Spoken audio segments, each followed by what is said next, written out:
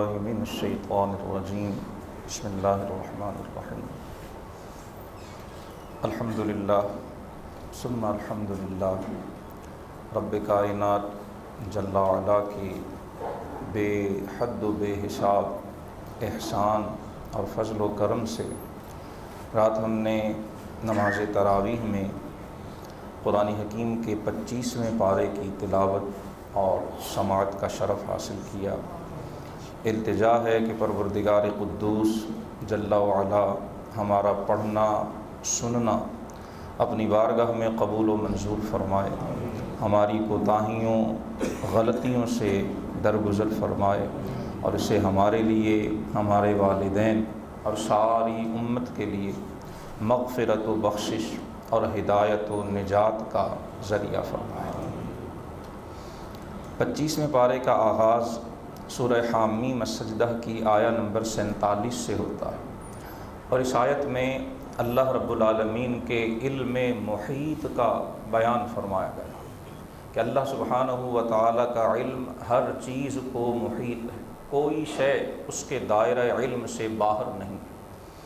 یہ بات تکرار کے ساتھ عرض کی جا چکی کہ قرآن حکیم کے بنیادی موضوعات 3 ہیں: توحید، رسالت اور آخرت، اور یہ تینوں ایک دوسرے کے ساتھ جڑے ہوئے متصل اور مربوط ہیں۔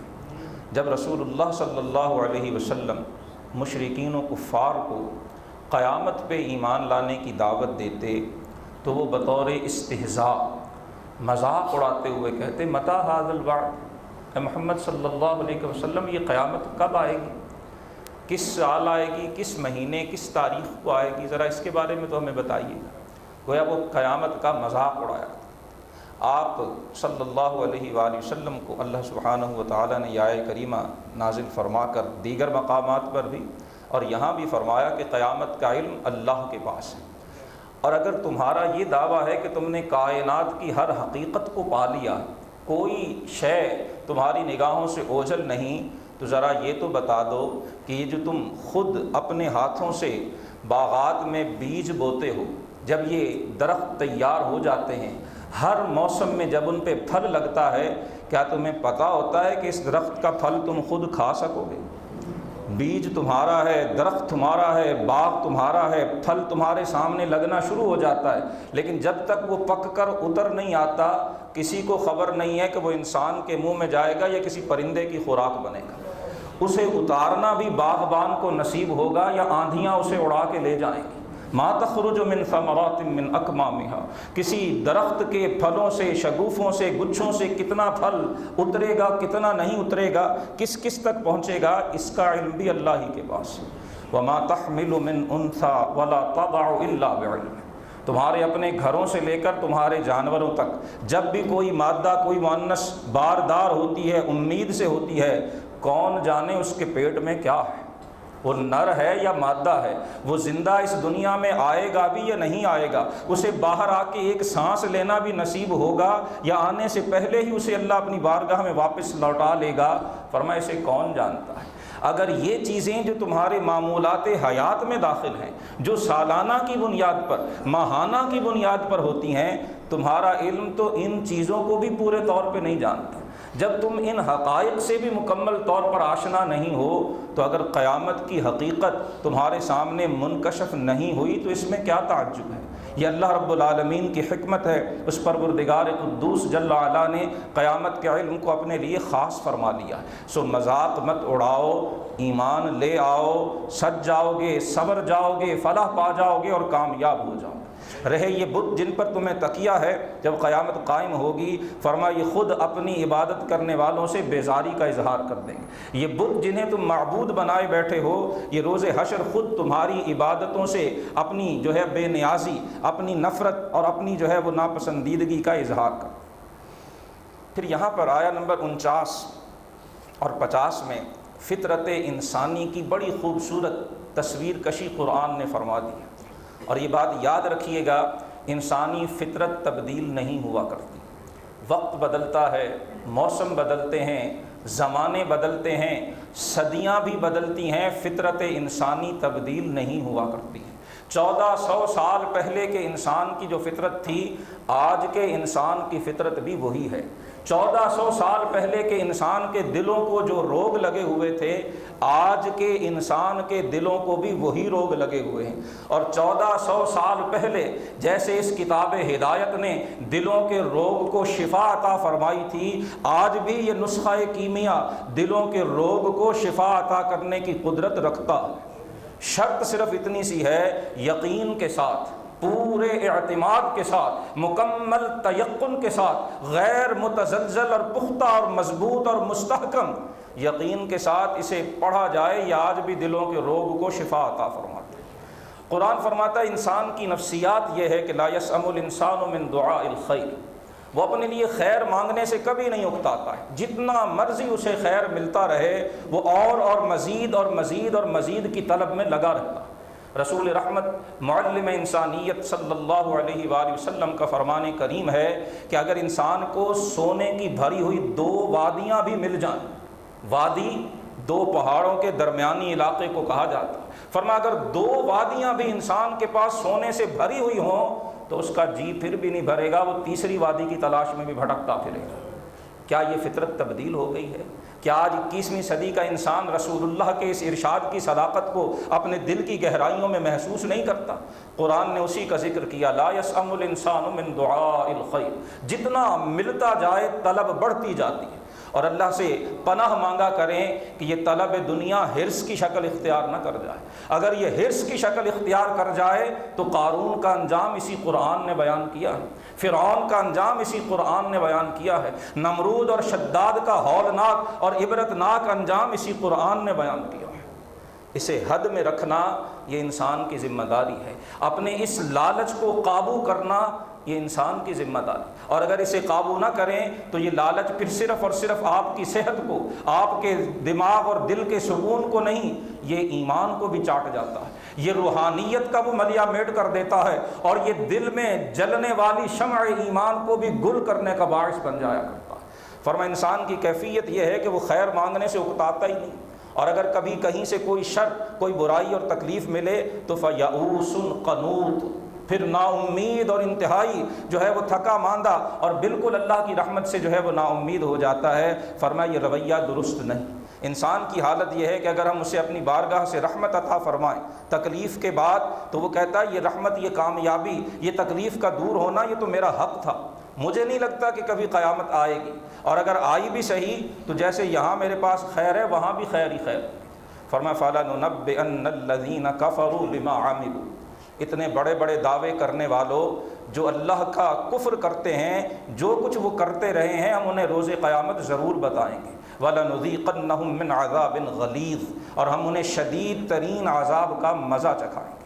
آیہ نمبر 51 میں فرمایا کہ جب ہم انسان پر نعمت کرتے ہیں تو اعرض، وہ ہم سے ہی منہ موڑ لیتا ہے، وَنَأَىٰ بِجَانِبِهِ، پہلو تہی شروع کر دیتا ہے، اور جب ہم اسے اپنی عذاب کی گرفت میں لیتے ہیں فَذُو دُعَاءٍ عَرِيضٍ، پھر وہ لمبی لمبی دعائیں مانگنا شروع کر دیتا ہے۔ جب رحمت ہو، جب خیر ہو، جب کاروبار خوب پھل پھول رہا ہو، ہر طرف سے خیر کی خبریں آ رہی ہوں، فرمایا ہماری بارگاہ اسے یاد ہی نہیں آتی، ہماری طرف لوٹنا اسے یاد ہی نہیں آتا ہے، ہمارا ذکر اسے پڑھ پڑھ کر ہمارے نبی، ہمارے پیغمبر میرا محمد مصطفیٰ بھی سنائے تو اعرض ونأىٰ بجانبہ، وہ اس سے روگردانی کر لیتا ہے، اور جب تکلیف میں پھنستا ہے تو پھر لمبی لمبی دعائیں مانگتے ہوئے ہاتھ نیچے نہیں ہوتے۔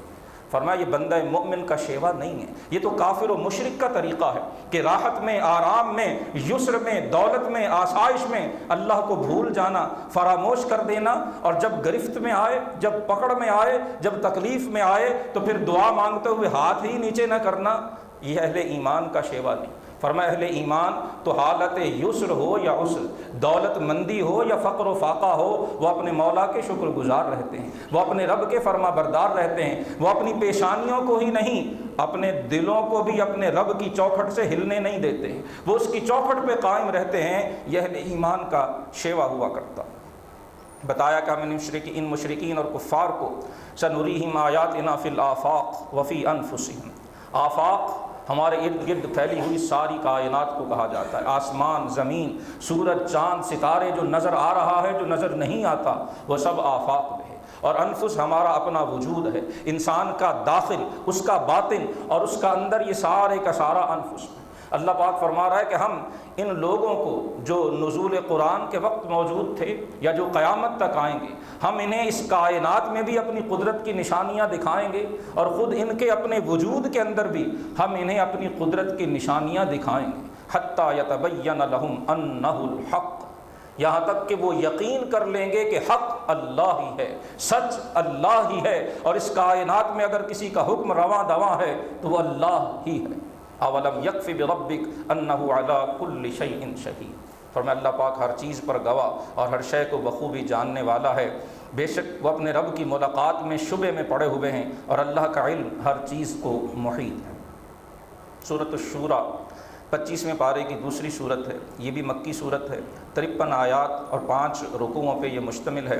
حروف مقطعات سے اس کا آغاز ہوتا ہے۔ قرآن حکیم کی حقانیت، رسول اللہ صلی اللہ علیہ وسلم کی نبوت و رسالت، اور آپ کے پیغام کا وہی ہونا جو پہلے انبیاء لے کے آتے رہے، جناب نوح علیہ السلام، جناب ابراہیم علیہ السلام، جناب موسیٰ علیہ السلام، جناب عیسیٰ علیہ السلام کا ذکر کر کے فرمایا کہ رسالت محمدی کا پیغام ان سے مختلف نہیں ہے۔ اللہ کے سارے انبیاء، رب کے سارے رسول انہی اصولوں کی دعوت لے کر آئے ہیں جو اصول محمد مصطفیٰ تمہارے سامنے پیش کر رہے ہیں۔ یہ کوئی نیا دین نہیں ہے، اللہ کا دین ایک ہی ہے، اسی کا نام اسلام ہے، اسی نے کتاب کو نازل فرمایا ہے، اور وہی قیامت کو قائم فرمائے گا۔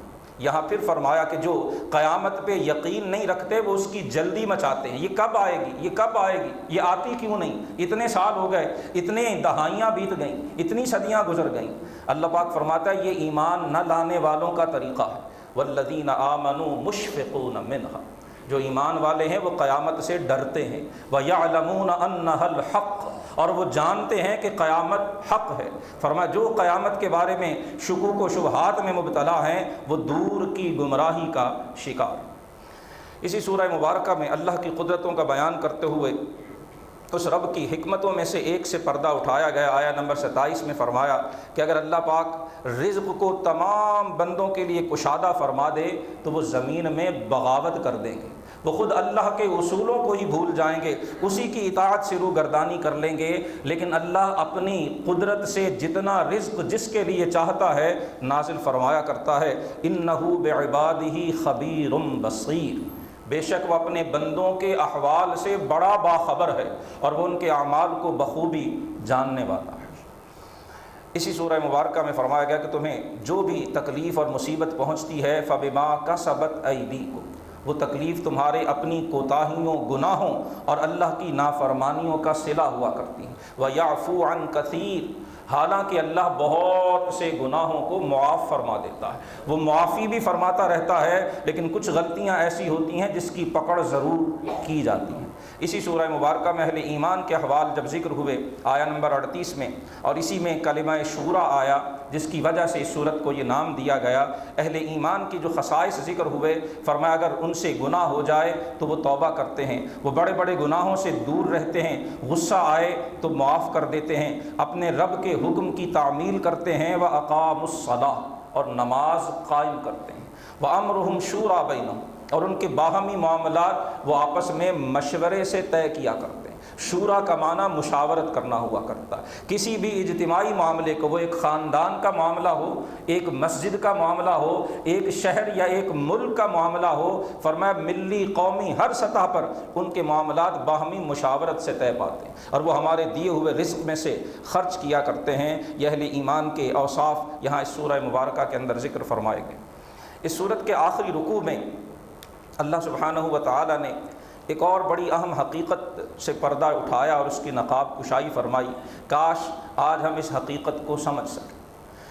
آیا نمبر 49 میں اور 50 میں فرمایا زمین و آسمان کی بادشاہت اللہ ہی کے قبضے میں ہے، یخلق ما یشاء، وہ جو چاہے پیدا کرتا ہے، وہ جسے چاہے بیٹیاں دیتا ہے اور جسے چاہے بیٹے دیتا ہے، اور جسے چاہے بیٹیاں اور بیٹے دونوں دیتا ہے، اور جسے چاہے دونوں سے محروم رکھتا ہے۔ انہ علیم قدیر، وہ ہر چیز کو جاننے والا بھی ہے اور ہر شے پہ قدرت بھی رکھتا ہے۔ کس کے ہاں بیٹے ہونے ہیں، کس کے ہاں بیٹیاں، اس میں بیوی کا، اس میں عورت کا کوئی دوش نہیں ہے۔ بیٹیاں پیدا کرنا یہ کسی عورت کی غلطی، گناہ یا جرم نہیں ہے۔ سورہ شورا کی آیا نمبر 50 میں اللہ پاک نے وضاحت کے ساتھ فرما دیا یہ فیصلہ میرے اللہ کا ہے۔ کتنے تعجب کی بات ہے!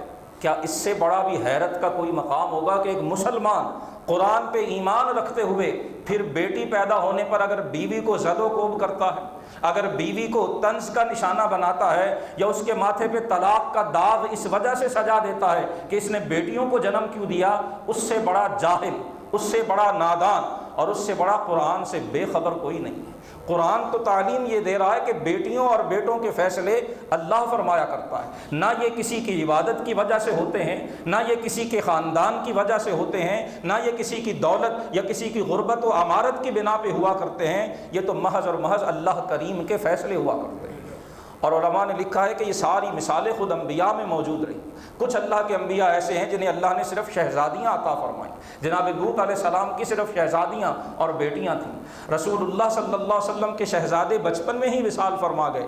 آپ کی جو بڑی عمر اور بلوغت اور بیاہ کی عمر کو پہنچی صرف اور صرف شہزادیاں ہی تھیں۔ جناب ابراہیم علیہ السلام کو اللہ نے صرف بیٹے ہی عطا فرمائے تھے۔ جناب یحییٰ علیہ السلام اور حضرت عیسیٰ علیہ السلام کی اولاد ہوئی نہیں، نکاح ہوئے نہیں۔ اسی طرح سے یہ ساری مثالیں خود اللہ کے نبیوں میں بھی موجود ہیں۔ جو مثالیں اللہ کے نبیوں میں موجود ہیں انہیں دیکھ کر بھی اگر کوئی کسی انسان کو، مسلمان کو، اپنے شریک حیات کو مورد الزام ٹھہراتا ہے تو یہ سراسر دین سے بے خبر ہونے کی دلیل ہے۔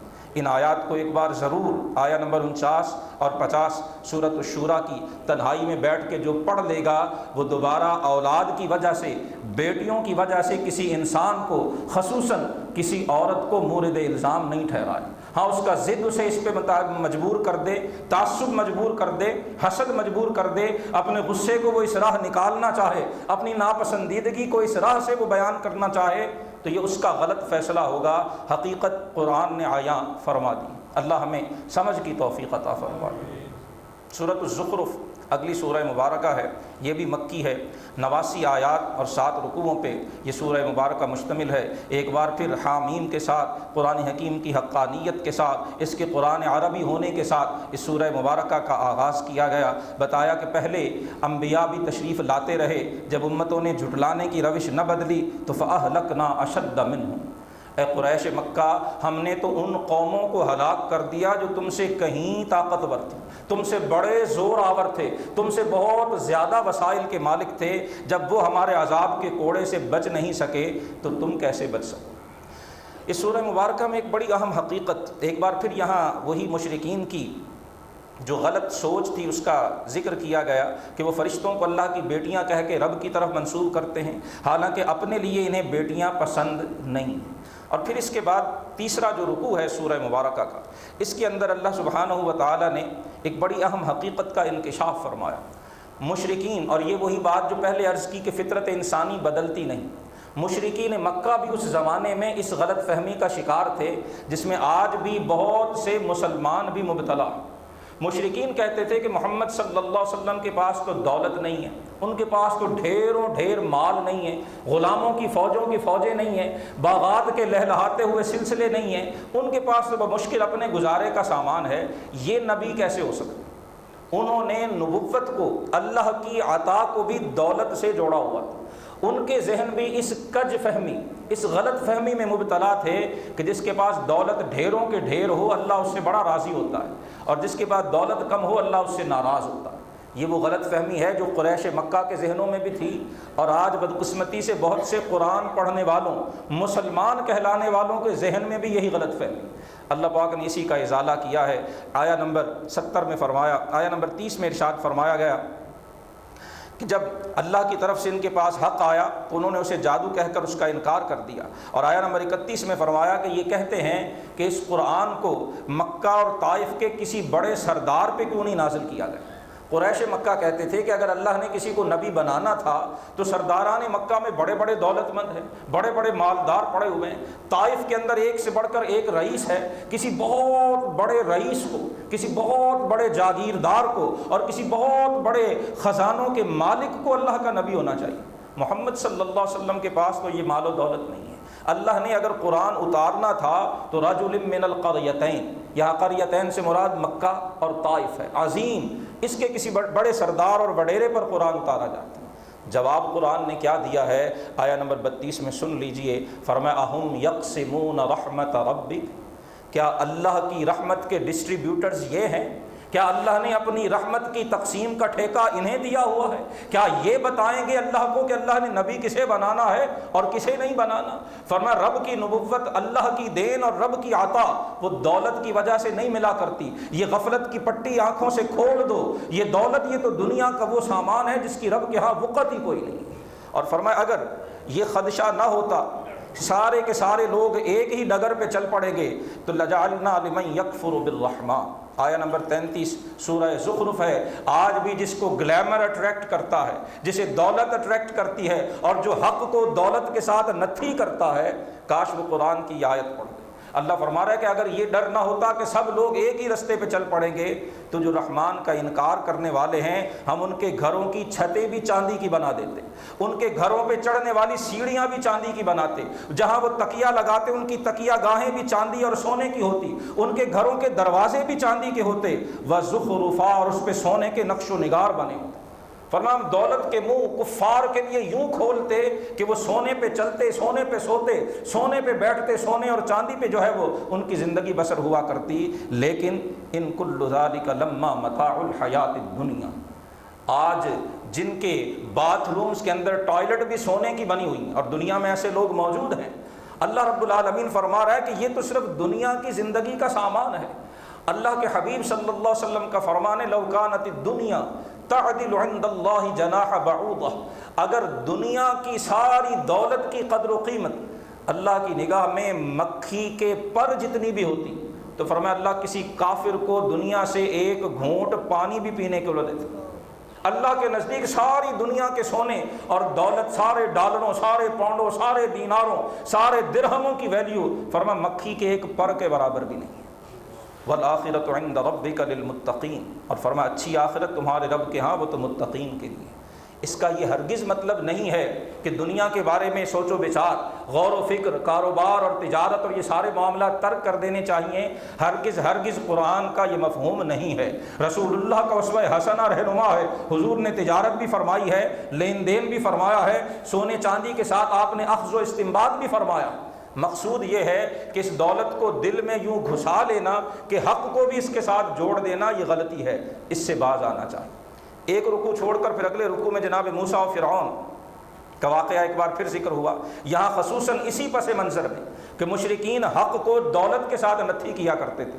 فرعون کی مینٹیلٹی، فرعون کی سوچ کیا تھی، اسے آیہ نمبر 51 اور 52 میں ذکر کیا گیا۔ فرعون نے بھی جب جناب موسیٰ علیہ السلام نے اپنی نبوت کا اعلان کیا، اللہ کی توحید، اپنی رسالت اور آخرت کی دعوت دی، فرعون نے بھی انکار کیا اور اپنی قوم سے کہنے لگا یا قوم الیس لی ملک مصر، اے قوم تمہیں کیا ہو گیا، یہ مصر کے تخت پہ میں بیٹھا ہوں، موسیٰ کے پاس کیا ہے، یہ ایک عصا، وَهَذِهِ الْأَنْهَارُ تَجْرِي مِن تَحْتِي، یہ نیل، یہ سارے دریا یہ تو میری سلطنت میں بہتے ہیں، أَفَلَا تُبْصِرُونَ، تم دیکھتے نہیں، موسیٰ کے پاس تو کچھ بھی نہیں ہے، أَمْ أَنَا خَيْرٌ مِّنْ هَذَا الَّذِي هُوَ مَهِينٌ، جناب موسیٰ علیہ السلام کے لیے انتہائی توہین والی بات اس نے کہی کہ بتاؤ تو صحیح، میں تخت مصر کا مالک فرعون میں بہتر ہوں یا یہ موسیٰ مجھ سے بہتر ہے؟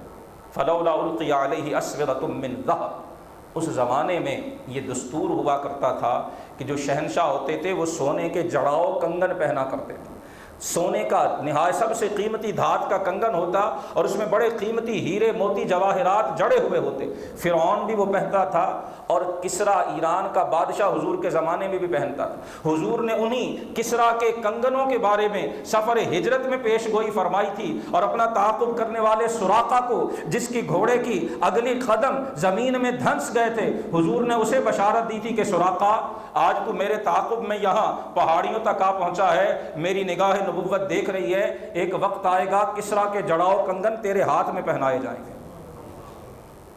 ہجرت فرما رہے ہیں، رات کی تاریکی میں مکہ سے تشریف لے جا رہے ہیں، ابھی مدینہ پہنچے نہیں اور راستے میں کسرا کے ہاتھ کے جڑاؤ کنگن وہ سراقہ کو پہننے کی بشارت دے رہے ہیں۔ بتا دیا کہ اللہ کا نبی کون ہوا کرتا ہے۔ یہاں فرعون نے بھی یہی اعتراض کیا تھا، اس نے کہا کہ موسیٰ کہتے ہیں وہ رب العالمین کے رسول ہیں جو سارے جہانوں کا رب ہے، لولا القی علیہ اسورۃ من ذہب، اسورہ سوار، یہ عربی میں کنگنوں کو کہا جاتا ہے۔ فرعون کہتا تھا موسیٰ کے پاس تو سونے کے جڑاؤ کنگن نہیں ہے، ایک لاٹھی ہے ان کے پاس، تو دولت تو نہیں ہے۔ اگر رب العالمین کے رسول ہیں تو جیسے یہ دیکھو، یہ میرے پاس سونے کے جڑاؤ کنگن ہیں، موسیٰ کی کلائیوں کے اندر سونے کے وہ جڑاؤ کنگن کیوں نہیں دکھائی دیتے؟ او جاء معہ الملائکۃ مقترنین، یہ آنکھ سے نظر نہ آنے والے فرشتوں کی عجیب باتیں کرتے ہیں۔ اگر فرشتے ہیں تو موسیٰ کے دائیں بائیں ہمیں چلتے ہوئے نظر کیوں نہیں آتے؟ یہی اعتراض مشرکین مکہ کر رہے ہیں، یہی اعتراض فرعون نے جناب موسیٰ پہ کیا، اور عرض کی یہی اعتراض آج بہت سے لوگوں کو اسلام کی حقانیت پر بھی۔ لیکن ہم بات کر چکے، مسئلہ دولت کی کمی کا نہیں ہے۔ ہمارے ماشاءاللہ مڈل ایسٹ کے اندر بھی ایسے ایسے حکمران ہیں جن کے باتھ رومز میں ٹوائلٹس بھی سونے کی لگی ہوئی ہیں۔ مسئلہ کیا ہے؟ سبب کچھ اور ہے جسے آپ جانتا ہے تو، زوال بندہ مومن کا بے زری سے نہیں ہے۔ مسئلہ صرف اکنامیکل نہیں ہے، مسئلہ عقیدے کا ہے، مسئلہ پختگی ایمان کا ہے، اور مسئلہ اپنے قدموں پہ یقین کے ساتھ کھڑے ہونے کا۔ قرآن حکیم نے بتا دیا کہ وہ فرعون جو جڑاؤ کنگن پہن کے اس پہ فخر کیا کرتا تھا، فلما آسفونا انتقمنا منہ، ہم نے مہلت دی، جناب موسیٰ نے معجزات دکھائے، جب وہ ماننے پہ نہیں آیا، مہلت ختم ہوئی، رسی کھینچ لی گئی، فاغرقناہم اجمعین، ہم نے اس کے کنگنوں سمیت، اس کے سونوں سمیت، اس کے خزانوں سمیت، اس کے تاج و تخت سمیت فرمایا اسے غرق کر دیا، فجعلناہم سلفا ومثلا للآخرین، اور اسے پہلوں اور بعد میں آنے والوں کے لیے ہم نے ایک نمونہ عبرت بنا دیا۔ قرآن حکیم نے اس ساری تفصیل کو ذکر کیا، اور اسی سورہ زخرف میں اللہ پاک نے اپنے نیک اور برگزیدہ بندوں کا ذکر کیا کہ روز قیامت سارے دنیا کے گہرے سے گہرے یار بھی ایک دوسرے کے دشمن ہوں گے سوائے متقین کے۔ متقین کو اعلان ہوگا کہ میرے بندو آج تم پہ کوئی خوف نہیں، تمہیں کوئی غم نہیں ہے، جو ایمان لائے، ہماری آیتوں کو مانا، زندگی اسلام کے سائے میں بسر کی، انہیں اعلان ہوگا میری باغات میں داخل ہو جاؤ، تم بھی، تمہاری بیویاں بھی، وہاں تمہارے لیے طرح طرح کی نعمتیں موجود ہیں، ان کے سامنے سونے کے تشت لائے جائیں گے جن میں پھل اور غذائیں اور اعلیٰ قسم کا رزق سجا ہوا ہوگا، ان کو پینے کے لیے جام طہور عطا کیے جائیں گے، وَفِيهَا مَا تَشْتَهِيهِ الْأَنفُسُ، ہر وہ نعمت جس کی خواہش بندہ مومن کرے گا اللہ اسے جنت میں عطا فرمائے گا، وَتَلَذُّ الْأَعْيُنُ، ان کی آنکھوں کی لذت فرمایا جنت میں ہوگی، وَأَنْتُمْ فِيهَا خَالِدُونَ، ارے دنیا میں میرے لیے مصیبتیں جھیلنے والوں یہ جنت تمہیں صدا کے لیے عطا کر دی جائے گی، میرے نام پر تم نے طعنے سہے ہیں، میرے لیے بھوک اور پیاس برداشت کی ہے، میرے لیے تھکاوٹیں برداشت کی ہیں، میرے لیے جہاد کے میدان میں قربانیاں دی ہیں، فرمایا یہ سب رائے گاہ نہیں جائیں گی، وَتِلْكَ الْجَنَّةُ الَّتِي أُورِثْتُمُوهَا بِمَا كُنْتُمْ تَعْمَلُونَ، فرمایا یہ وہ جنت ہے، یہ وہ باغات ہیں جن کے تم وارث بنائے گئے ہو اپنے نیک اعمال کی وجہ سے، لَكُمْ فِيهَا فَاكِهَةٌ كَثِيرَةٌ، تمہارے لیے بے شمار پھل ہیں، منہا تاکلون، جن سے تم کھاؤ گے۔ اللہ کے رسول صلی اللہ علیہ وسلم فرماتے ہیں کہ جنتی جنت میں بڑے شاندار طریقے سے بادشاہوں کی طرح اپنے تخت پہ بیٹھے ہوں گے، پھلوں کے درخت سامنے لدے پھدے موجود ہوں گے، جنتی کے ذہن میں خیال آئے گا کہ میں یہ پھل کھاؤں، خیال آتے ہی وہ پھل درخت سے اتر کر اس کی خدمت میں حاضر ہو جائے گا، اور جو ہی وہ درخت سے پھل ٹوٹے گا فوراً اس کی جگہ دوسرا پھل پیدا ہو جائے گا۔ یہ اہل جنت کے انعامات ہیں جن کا ذکر یہاں کیا گیا، اور سورہ مبارکہ کے اختتام پھر اللہ سبحانہ و تعالیٰ کی عظمت، اس کی کبریائی اور اس کی شانوں کے ذکر پہ فرمایا گیا۔ سورہ دخان اگلی سورہ مبارکہ ہے، 59 آیات اور 3 رکوعوں پہ یہ مشتمل ہے۔ اس کا آغاز بھی سورہ زخرف کی طرح حرف مقطع حامیم اور والکتاب المبین قرآن کی حقانیت سے کیا گیا۔ اس میں قرآن حکیم کے لیلۃ مبارکہ میں نازل ہونے کا ذکر کیا گیا۔ مفسرین فرماتے ہیں لیلۃ مبارکہ سے مراد یہاں وہی ہے جسے انا انزلناہ فی لیلۃ القدر، جسے شب قدر کہا گیا ہے، اس کی عظمت اور اس کی برکت کا یہاں ذکر کیا گیا۔ مفسرین نے لکھا ہے کہ قرآن جسے مبارک فرماتا ہے، وہ گھڑی، وہ شب، وہ لمحہ اور وہ پل، وہ انسان کے ایمان کے لیے بڑا باعث برکت ہوا کرتا ہے۔ علماء فرماتے ہیں جس طرح سے کسی فصل کا بیج اگر اس کے درست وقت میں بویا جائے تبھی وہ فصل بارآور ہوتی ہے، تبھی اس سے پھل نصیب ہوتا ہے۔ بیج بھلے کتنا ہی اعلیٰ کیوں نہ ہو، اگر غلط وقت پہ کاشت کیا جائے کبھی بھی اس سے فصل حاصل نہیں ہوا کرتی۔ یہی معاملہ اعمال صالحہ کا بھی ہے۔ کچھ اوقات اعمال صالحہ کے لیے بڑے اچھے ہوتے ہیں، وہ کاشتکاری کا وقت ہوتا ہے، اور اللہ پاک اسی کو لیلۃ مبارکہ فرما رہا ہے۔ یہ رمضان کی سنہری ساعتیں، یہ زندگی کے اس اس میدان میں، اس کھیت میں کاشتکاری کا وقت ہے۔ یہ قرآن کی تلاوتیں، یہ تسبیح، یہ استغفار، یہ اوراد، یہ قرآن کو سمجھنے کی کوششیں، یہ نوافل، یہ تہجد، یہ اشراق، یہ سارے کے سارے، یہ اعتکاف، یہ سحر و افطار، یہ وہ کاشتکاری ہے جو اس بابرکت دنوں میں ہو رہی ہے۔ رمضان کی برکتیں اس آنکھ سے بھی نظر آتی ہیں، لیکن حقیقی نورانیتوں کو اس آنکھ سے دیکھا نہیں جا سکتا ہے۔ اللہ پاک نے قرآن کے نازل ہونے کی شب کو مبارکت فرما کر اس سارے حکمت کی طرف اشارہ فرما دیا۔ فرمایا وہ بڑی باعث برکت رات ہوگی۔ اس کے بعد پھر ایک بار اللہ کی وحدانیت کا، اس کی قدرت و عظمت کا ذکر ہے۔ انبیاء سابقین اور ان کی قوموں کے انہیں جھٹلانے کا ذکر کیا گیا ہے۔ جناب موسیٰ علیہ السلام اور فرعون کے واقعے کی کچھ کڑیاں یہاں ایک بار پھر ہماری ہدایت کے لیے ذکر کر دی گئیں۔ اور ایک چیز بڑی اہم قرآن نے یہاں بیان فرمائی کہ جب فرعون اور اس کا لشکر غرق ہو گئے، کم ترکوا من جنات وعیون، بہت سے باغات اور بہتے ہوئے جو چشمے ہیں وہ اپنے پیچھے چھوڑ گئے۔ وزروع ومقام کریم، کھیتیاں لہلہا رہی تھیں اور کاٹنے والے غرق ہو چکے تھے۔ بڑے بڑے عمدہ اور پر آسائش محلات اپنے رہنے اور بسنے والوں کا انتظار کر رہے تھے اور وہ اللہ کے عذاب میں غرق ہو چکے تھے۔ وَنَعْمَةٍ كَانُوا فِيهَا فَاكِهِينَ، طرح طرح کی انواع و اقسام کی نعمتیں اور آسائشیں جو انہوں نے بنا لی تھیں وہ سب منتظر تھیں اور استعمال کرنے والے غرق ہو چکے تھے۔ كَذَلِكَ، اللہ پاک فرماتا ہے ہمارا اصول یہی ہے، اورثناها قوما آخرین، جو ہم سے بغاوت کی راہ اختیار کرتا ہے ہم نمونہ عبرت بنا کر اس کی نعمتیں کسی اور کا حصہ بنا دیتے ہیں۔ کیا ان کے جانے سے کائنات میں کوئی تبدیلی ہوئی؟ آیا نمبر 29 بتا رہی ہے، اور کاش میرا وہ بھائی، میری وہ بہن، میرا وہ عزیز، میرا وہ دوست جس کی مصروفیت اسے اللہ کی عبادت کا وقت نہیں دیتی، کاش وہ یہ آیت پڑھ لے، جو یہ سمجھتا ہے کہ میں اٹھ کے نماز کے لیے گیا تو میرا بزنس ٹھپ ہو جائے گا، میں نے اپنے آفس کو 10 منٹ کے لیے اگر بند کر دیا تو شاید گردش کائنات رک جائے گی، اگر میرا سیل فون آدھے گھنٹے کے لیے بند ہو گیا تو پتہ نہیں سورج نکلنا بند ہو جائے گا۔ قرآن فرما رہا ہے فرعون تخت مصر کا بادشاہ تھا، جب وہ غرق ہوا ہے تو کیا ہوا؟ ما بکت علیہم السماء والارض، اس کے ڈوبنے پر نہ آسمان رویا نہ زمین نے آنسو بہائے، وما کانوا منظرین، اور نہ انہیں مہلت دی گئی۔ فرعون حرف غلط کی طرح مٹ گیا، سورج آج بھی طلوع ہو رہا ہے۔ فرعون حرف غلط کی طرح مٹ گیا، چاند آج بھی اپنی چاندنی بکھیر رہا ہے۔ فرعون حرف غلط کی طرح مٹ گیا، موسم آج بھی بدل بدل کر آ رہے ہیں۔ میں اور آپ بھی دنیا چھوڑ جائیں گے، اللہ کی یہ دنیا چلتی رہے گی۔ سعادت مند وہ ہے، خوش بخت وہ ہے، خوش نصیب وہ ہے جسے یہ زندگی کی کچھ ساعتیں اپنے رب کی یاد میں بسر کرنے کی توفیق نصیب ہو جائے، جسے اپنے رب کے گھر میں بیٹھ کے اپنی پیشانی جھکانے کا ذوق نصیب ہو جائے، اس سے بڑا سعادت مند کائنات میں کوئی نہیں۔ اور جنہیں یہ ذوق مل جاتا ہے پھر حضرت خواجہ نظام الدین محبوب الہی بادشاہ وقت ملنے کی طلب بھیجتا ہے، درخواست بھیجتا ہے، عریضے ارسال کرتا ہے۔ آپ اپنی کٹیا میں بیٹھے ہیں، جھونپڑی میں بیٹھے ہیں، جب بادشاہ کی طلب ہر حد سے بڑھ جاتی ہے، فرمایا فقیر کی کٹیا کے 2 دروازے، ایک سے بادشاہ داخل ہوگا، دوسرے سے فقیر نکل جائے گا۔ جن کے دل اپنے رب کی معرفت سے آشنا ہو جاتے ہیں پھر تخت و تاج ان کی نگاہ میں کوئی وقت نہیں رکھا کرتے۔ قرآن حکیم نے اسی حقیقت کا ذکر کیا، آخر میں پھر جہنمیوں کے عذابوں کا اور اہل جنت کے انعامات کا ذکر کیا گیا۔ فرمایا جو متقین ہیں وہ اللہ کے ہاں عزت والے مقام پر ہوں گے، باغات میں اور بہتے ہوئے جو چشمے ہیں ان میں ہوں گے، انہیں سندس استبرق اعلیٰ درجے کے ریشم کی خلعتیں عطا ہوں گی، متقابلین، وہ تختوں پہ ایک دوسرے کے سامنے بیٹھے مسکرا رہے ہوں گے۔ کذالک وزوجناہم بحور عین، ہم خوبصورت ترین حوروں سے ان کا نکاح کریں گے، ہر طرح کا پھل جو وہ طلب کریں گے انہیں عطا ہوگا۔ لا یذوقون فیہا الموت الا الموتۃ الاولی، یہ اعلیٰ قسم کی نعمتیں ایک منٹ، ایک لمحہ، ایک پل یا ایک سال کے لیے نہیں، فرما ہمیشہ ہمیشہ کے لیے بخش دی جائیں گی اور پھر موت ہی نہیں آئے گی۔ الا الموتۃ الاولی، صرف وہی موت آئے گی جو وہ دنیا سے اس دار آخرت میں انہیں بلانے کے لیے ہم نے بھیجی ہوگی۔ ووقاہم عذاب الجحیم، اللہ انہیں دوزخ کے عذاب سے بچا لے گا۔ فضلا من ربک، فرمائے تمہارے رب کا فضل ہے۔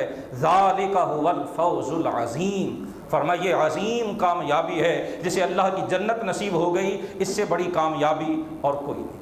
سورۃ الجاثیہ 25ویں پارے کی آخری صورت ہے، یہ بھی مکی ہے، 37 آیات اور 4 رکوعوں پہ یہ سورہ مبارکہ مشتمل ہے۔ بارے دیگر حروف مقطعات، قرآن حکیم کی حقانیت اور ہمارے ارد گرد پھیلی ہوئی کائنات میں اللہ کی قدرت کی نشانیوں کی طرف متوجہ کیا جا رہا ہے۔ آسمان، زمین، انسان کی پیدائش، جانوروں کا دنیا میں پیدا ہونا، دن اور رات کا بدل بدل کر آنا، آسمان سے بارش کا برسنا، زمین سے غلے اناج اور پھلوں کا اگنا، یہ سارے کا سارا طرح طرح کی ہواؤں کا چلنا، تلک آیات اللہ نتلوها علیک بالحق، فرمایا اللہ کی آیتیں ہیں جو ہم حق کے ساتھ آپ کے سامنے پڑھتے ہیں۔ پھر اللہ کی ان آیتوں کے بعد اور کس بات پہ وہ ایمان لائیں گے؟ وَيْلٌ لِكُلِّ أَفَّاكٍ نَثِيمٍ، جھٹلانے والوں کے لیے فرمایا بربادی ہے۔ اپنی دیگر نشانیوں کا ذکر کیا گیا اور اسی سورہ مبارکہ کے آخری رکوع میں پھر قیامت کے مناظر کو ذکر کیا۔ آیا نمبر 27 میں فرمایا آسمانوں اور زمین کی بادشاہت اللہ کے لیے ہے۔ جب قیامت قائم ہوگی، جھٹلانے والے باطل پرست جو ہیں وہ اس دن خسارے کا شکار ہوں گے۔ وَتَرَىٰ كُلَّ أُمَّةٍ جَاثِيَةٍ، فرمایا ہر قوم کو تم دیکھو گے کہ وہ جاثیہ، مفسرین فرماتے ہیں کہ جب انسان پر شدید دہشت اور خوف کی کیفیت ہوتی ہے تو اس کے قدم، اس کی ٹانگیں کپ کپانا شروع ہو جاتی ہیں، اپنے قدموں کے بل کھڑا ہونا دشوار ہو جاتا ہے، اور انسان شدید دہشت، سراسیمگی اور خوف کی کیفیت میں اپنے گھٹنوں کے بل گر پڑتا ہے۔ جب انسان شدید دہشت اور خوف کی وجہ سے قدموں پہ کھڑا نہ رہ سکے، گھٹنوں کے بل گر جائے، اس گھٹنوں کے بل گرے ہوئے کو عربی میں جاثیہ کہتے ہیں۔ قرآن فرماتا ہے قیامت کا دن اتنا ہولناک ہوگا کہ بڑے سے بڑا طاقتور اور شہزور وہ بھی اپنے قدموں کے بل کھڑا نہیں ہو سکے گا، گھٹنوں کے بل گر جائے گا۔ اور اس روز اللہ فرماتا ہے کہ پھر ہم ہر امت کو اس کی کتاب کی طرف بلائیں، اس کے نام عمل کی طرف بلائیں گے۔ الیوم تجزون ما کنتم تعملون، جو تم دنیا میں کر کے آئے ہو اسی کا بدلہ دیا جائے گا، کوئی زیادتی کسی پہ نہیں ہوگی۔ تمہارے اعمال انا کنا نستنسخ ما کنتم تعملون، ہم تحریر کرتے رہے ہیں، ہمارے پاس محفوظ ہیں، یہ خود پڑھ لو۔ جو ایمان والے اور نیک عمل کرنے والے ہیں فیدخلہم ربہم فی رحمتہ، ان کا رب انہیں اپنی رحمت میں داخل کرے گا۔ ذالک ھو الفوز المبین، یہ بہت بڑی اور واضح کامیابی ہے۔ اور جو جھٹلانے والے ہیں ان کا انجام رسوائی، ذلت اور توہین آمیز عذاب ہوگا، کوئی ان کی مدد کو نہیں آئے گا اور کسی قسم کی انہیں اس روز مہلت نہیں دی جائے گی۔ ساری تعریفیں اس اللہ کے لیے ہیں جو آسمانوں، زمین اور ساری کائنات کا رب ہے، اسی کے لیے عظمت، اسی کے لیے آسمانوں اور زمین میں کبریائی ہے۔ وَهُوَ الْعَزِيزُ الْحَكِيمُ، وہ غالب، ساری حکمتوں کا مالک۔ دعا ہے کہ اللہ سبحانہ و تعالی ہمیں اپنی کلام مقدس سے محبت نصیب فرمائے، اس کی تعلیمات پر فہم و شعور اور ان پہ عمل کا جذبہ نصیب فرمائے۔